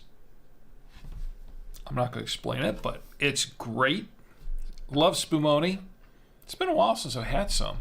I think the last time I had Spumoni was at a restaurant. It's an Italian restaurant. Where was it? Buca di Beppo, I think, is what I think the last time I had it. I think. Anyway, here's your National Spumoni Day. I will drink to that. All right. And with that will do it for the national days. Once again, this is what we're drinking, the Sebastiani 2019 Cabernet Sauvignon North Coast. I'm liking this wine. It's actually pretty good, and it's a good recommendation from, and I'm not just saying that, I really do like this wine. I'll have a final review very, very shortly. It's getting late. We're going to have to shut it down pretty soon, but I'm really liking this wine. Very, very good wine. Very good. All right, I think that was, I didn't want to forget this. I did have it on my list. Okay. When I was a few weeks ago, I said something about liking and subscribing on YouTube, and I explained that I had a few comments about that, and I had a discussion with my boss at work about that sort of thing, which I thought was interesting. I wanted to share it with you because I wanted to ask you your opinion about this. Kind of not really a poll, but I just wanted to get some feedback from everyone about this sort of thing, because I think it's I'm just wondering if it's just me or if it's something that everybody has a tendency to do as far as liking and subscribing. Let me explain this. On the show, at the very beginning of the show, I often say, oh, here's where you can subscribe to the show and that sort of thing. But I don't really push the likes and subscribes on things like YouTube or Odyssey or whatever. I don't really do that too much. I mean, if you want to, and this is what I've said many times in the past, if you're going to like it, you're going to like it. If you're not, it's okay. I mean, I'm here to entertain you. I'm here to get to just be with you, to be part of the show. We're doing a show together. We're just having a good time on Saturday night. There's no pressure for any of that sort of thing. At the moment, I'm not really monetizing the show. Would I like to someday? Sure, why not? Because it'd help pay the bill. Not to get rich by any means, but it would just help to keep the lights on and pay the bills for the show and pay for the prices that I give out on the show. I'm definitely running deep in the right on that. But I'm not here to beg for, we do, there's a buy me a coffee on the website. You can buy me coffee or 2 or 3 or 5 if you want. And the proceeds go for paying for or helping to pay for the prizes we give away. There's no pressure in any of that. And I don't get on the show to beg for money. That's not what I'm here for. I'm doing this. This is a labor of love. This is something I'm doing for fun. I've got my day job. This is something I'm doing for fun. Completely separate from any of that. When it comes to likes and subscribes, there's no pressure there either. And I know the subscribers on YouTube's not. I'm not considered a big YouTuber at all. Just a little YouTuber. Twitch is a different thing. I do have a little bit of a tribe on Twitch, and and that's great. But if you noticed, I don't have an affiliate program going on Twitch because I can't. It's not because I don't want to. It's because I can't. Because Twitch requires, I qualified for the affiliate program not long after I started here, as a matter of fact, on Twitch, but I couldn't do it because their terms of service required me to stream only on Twitch for the first 24 hours, and I can't do that because it's a multi-stream. I multi-stream to right now 5 different platforms. A third of my audience is on Facebook. A third is on Twitch, and the rest of them are scattered between, the other 3 platforms. I'm not going to cut them all out just to make Twitch happy. And just to make a few dollars here and there off of Twitch subscriptions, which would be nice, but it's just not. I'm not doing this for the money. I'm doing this because I want to connect with you, and I want to have fun. This is fun for me. I enjoy this. If I didn't, I wouldn't be doing it this long. I've been doing this this is our 4th season here doing this, and I wouldn't have. And this is the most expensive thing I've ever done for a stream or a podcast.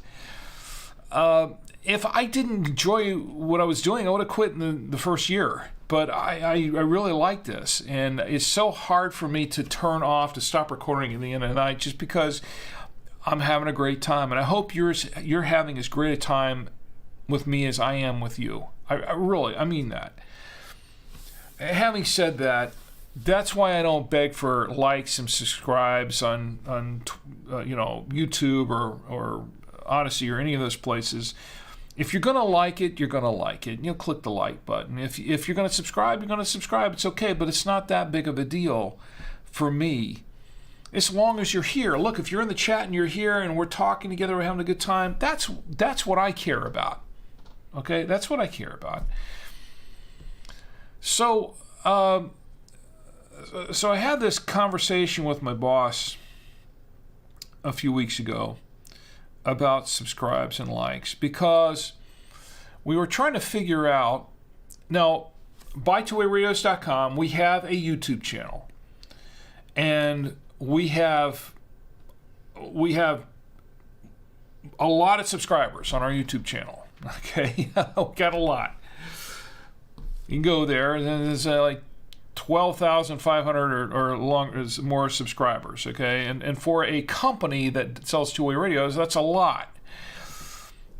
And we get more every day, and we get likes. We get a lot of likes on our videos, and since Tom has been doing a lot of our videos, we get a lot of likes, and we get a lot of comments, and a very active channel. It's a very active channel.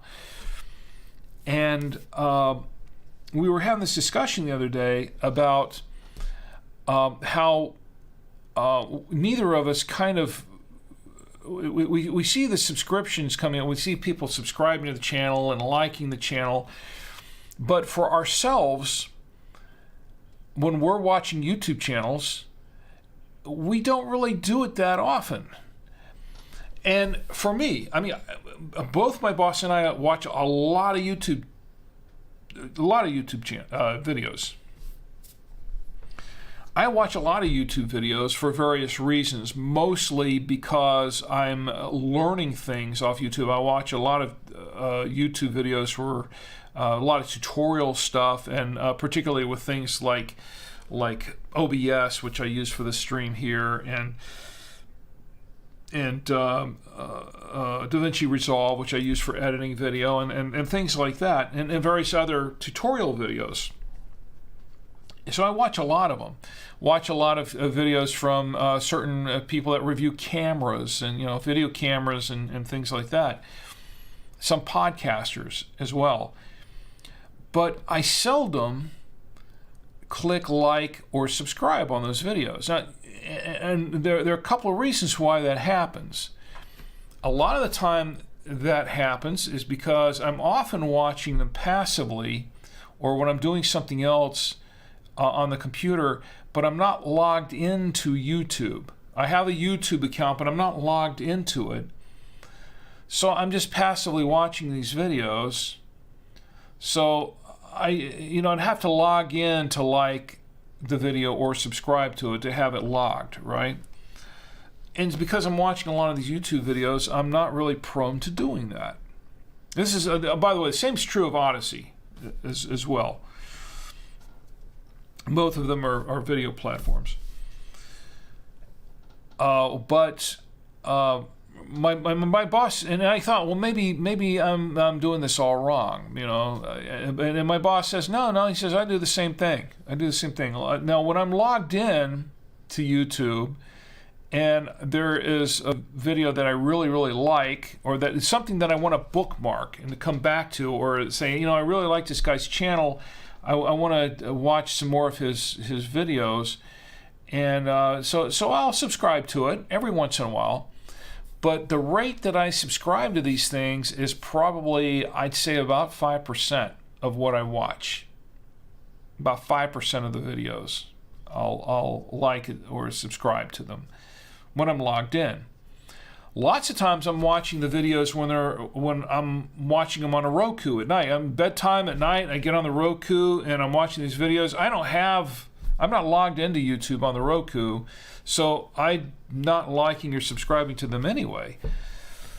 But I'm just watching them, and a lot of them are very informative, and I like them. And if it's a channel that I really like, I just kind of I note whose channel it is, and I watch a few more videos. But it's not something that I'm trying to pursue, like and subscribe. Now, the reason I'm bringing all this up, I know I'm going long on this. The reason I'm bringing this up is because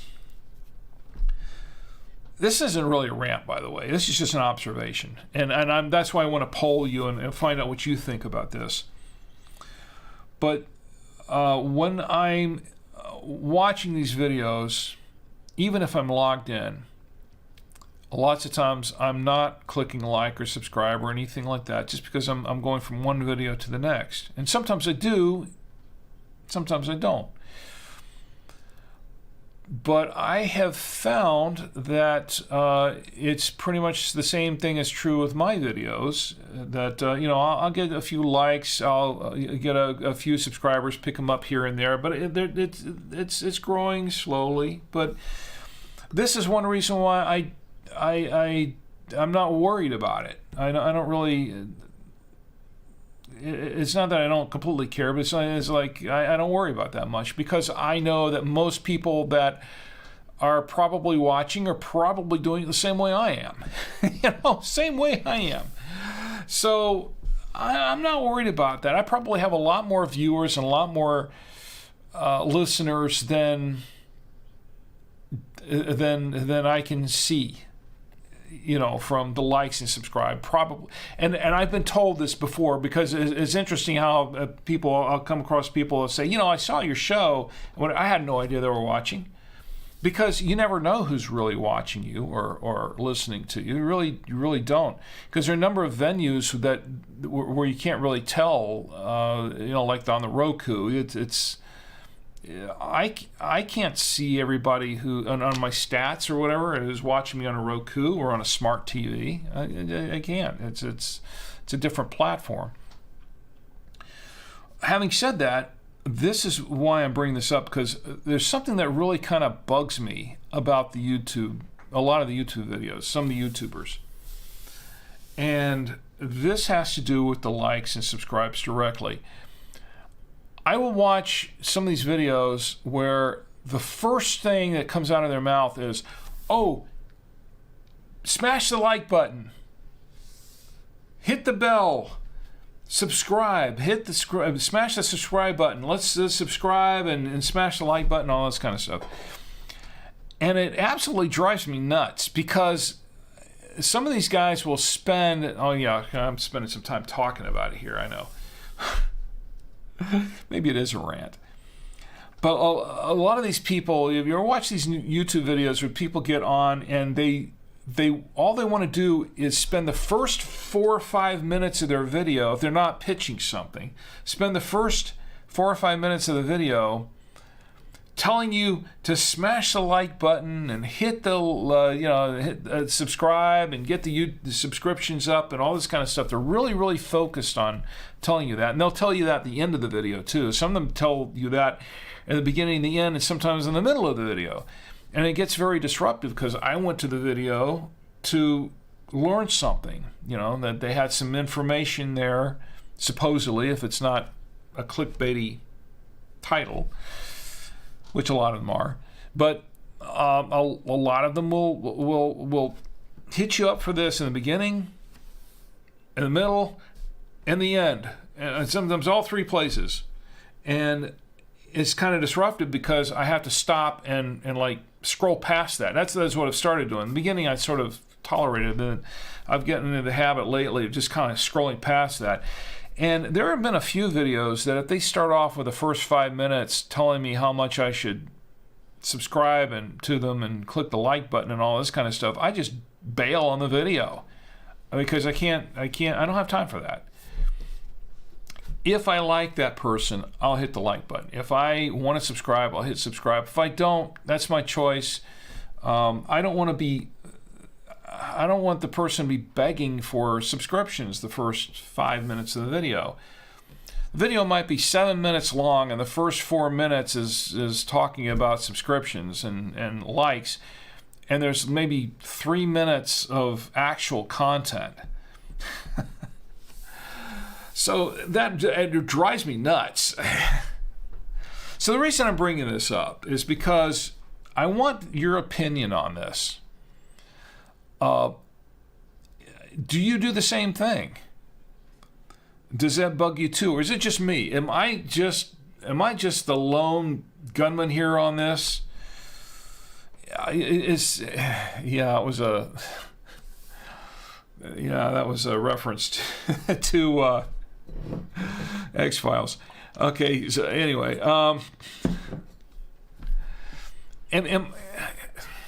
is this just me, or does it bother anybody else? I don't know, because it's done so much, and there are professional YouTubers out there, and YouTubers who are influencers, YouTube influencers who tell people, other YouTubers, how to set up their channels and how to get their channels growing and all that kind of stuff. And I've seen a few of them that sit there and say, yeah, you really got to pitch the likes and subscribes.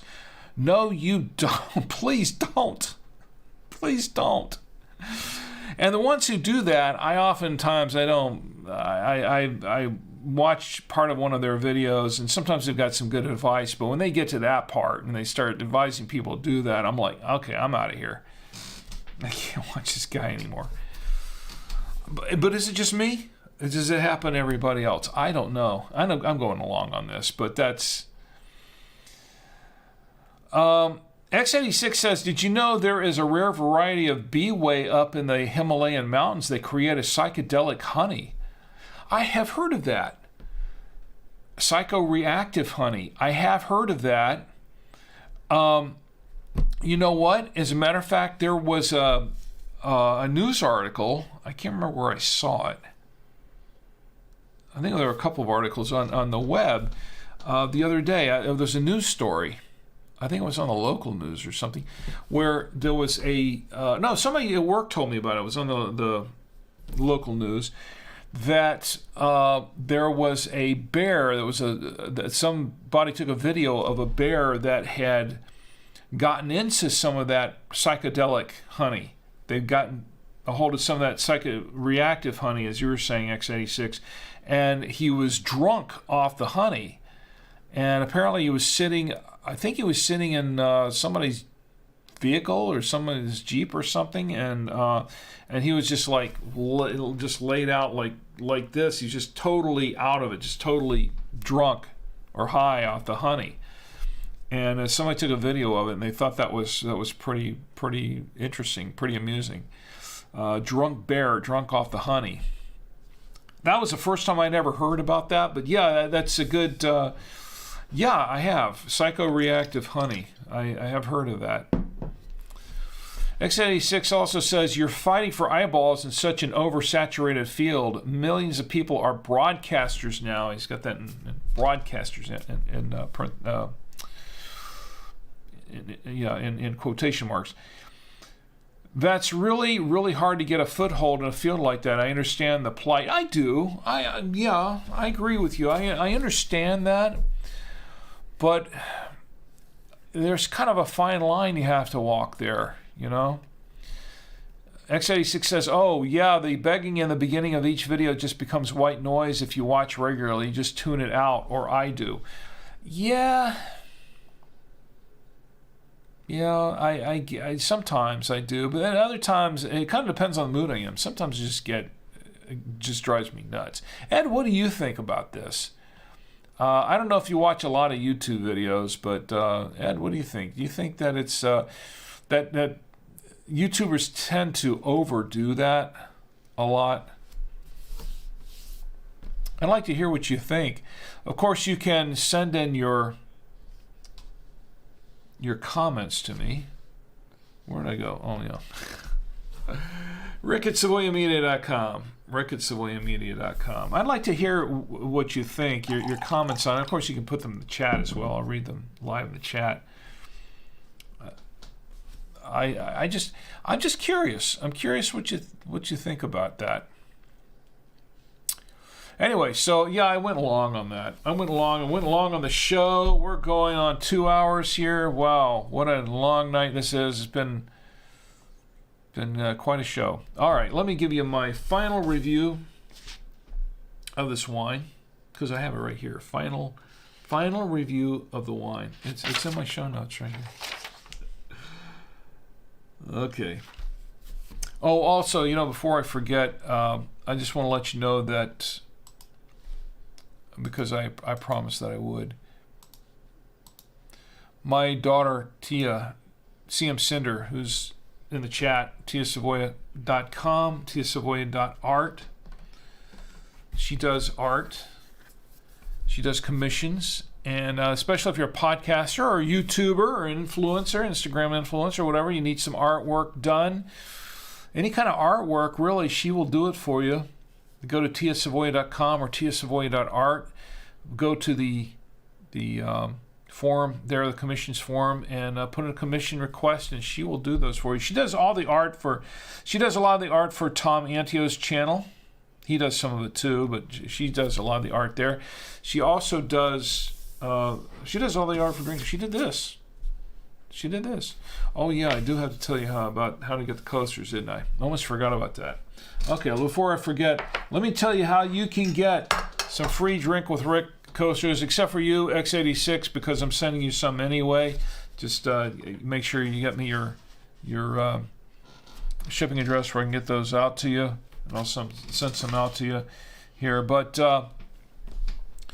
you can, of course,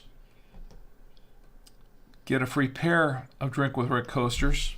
That's what they look like right here. I'm going to tell you how to do it real quick. All right. If you want a pair of Drink with Rick coasters for free, this is how you do it. And this is while supply lasts. I've got a bunch of them here. I ordered some more, and I got a whole box of them here to give away. So I'm going to give them away the rest of the summer, as long as they last, as long as I've got them. Okay, if I run out, I'll see if I can order some more. But as long as I got them, this is how you do it. Let me see if I can. There we go. That's better. Limit 2 per person.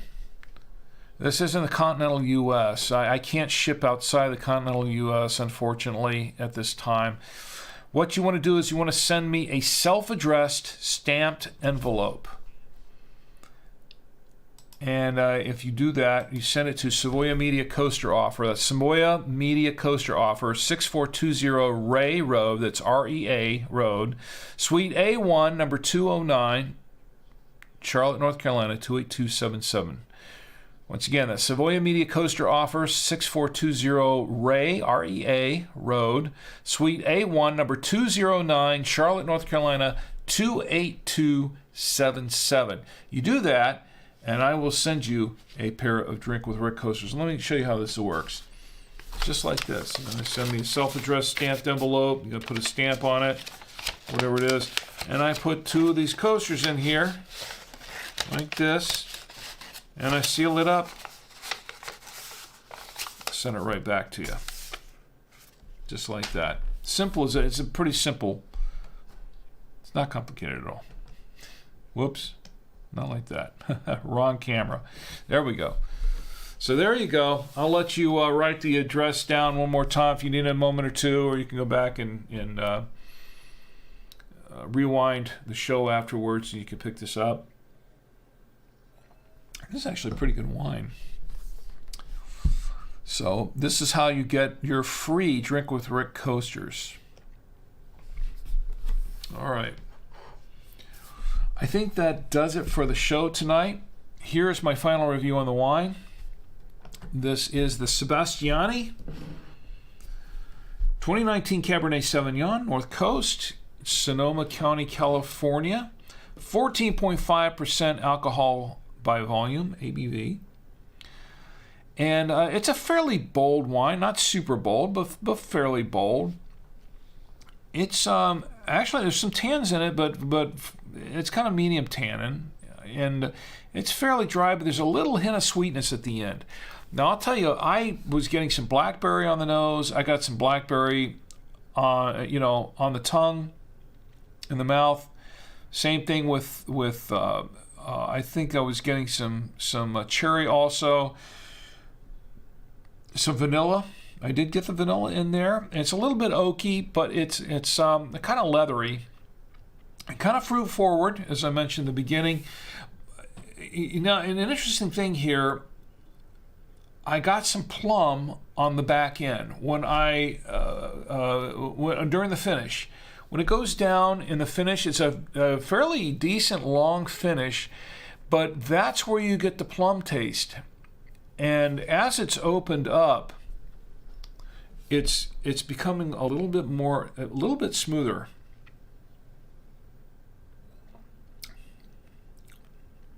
and I'm still getting the plum on the back end, on the finish.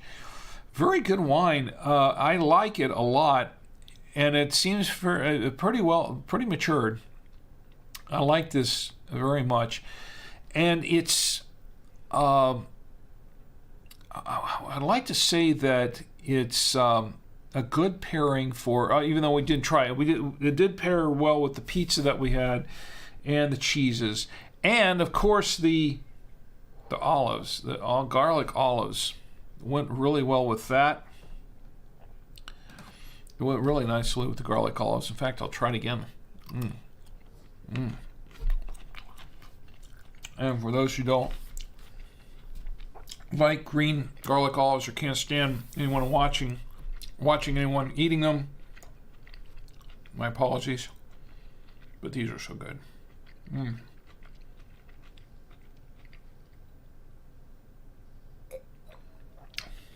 Oh yeah, pairs really well with that. I like that very, very much. Good wine. I like it. It was I paid, what did I pay for it again? $12.97. At Total Wine. Very good. And also, of course, we did try the as a recap, we did try the Ace Pineapple Cider and the Ace Guava Cider. Both were very good. TomAntio reviewed them with me, and he really, really liked them. He favored the pineapple a little bit more. So did I. The guava wasn't bad, but we both really liked the pineapple. I really highly recommend that. And I think that was I think I paid, you know what, I forgot to check and see, tell you what I paid for them here. I paid $2.29 for each of them, one at a time. The guava, $2.29 for the guava, $2.29 for the pineapple at Total Wine. So I've got the receipt right here, $2.29. It will probably vary depending on where you are. Overall, though, we really, really liked it, and it is a winner. We should say that, yes, it is definitely a winner. Okay, that's what we got for tonight. Let me check the chats one more time before we go. And, wow, I want to thank everybody who joined me in the chat tonight. Oh, and I missed this from Ed. Here we go. Ed says, if likes and subscribes enhance the community that you build or allow you to go above and beyond what you have done before, then more is good. If you stay smaller and love it more, your love for it is the most important. I have joined or subscribed to a Canadian fountain pen reviewer. I pay 99 cents a month. I pay 99 cents a month. His members suggest the next pen he is to review, and they help defray the cost of pens he buys. Oh, that's interesting. Also, his visibility gets some manufacturers to give him pens to review. That's good. That's happened to me occasionally for a wine as well. If you got bigger, maybe your community would expand and wineries would donate a bottle or two for review so as to court visibility on your stream. If you made a little money, you might try a different price your wine or go into the hole less. It says, I'm babbling. I've been told I try to run with the ball before I've caught it. I hope I'm not overdoing it here. Not at all. Not at all, Ed. This is some really good feedback. It's some great feedback, as a matter of fact. This is the kind of feedback that I like and the kind that I need. I'm kind of torn because, yeah, sure, I'd love to monetize the show in a way, but that's I don't want to put that in front of my audience ever. I don't ever want to put, if I'm going to monetize it, I don't want to be blatant and just, I think there's a certain segment of my audience that would not like it if I did.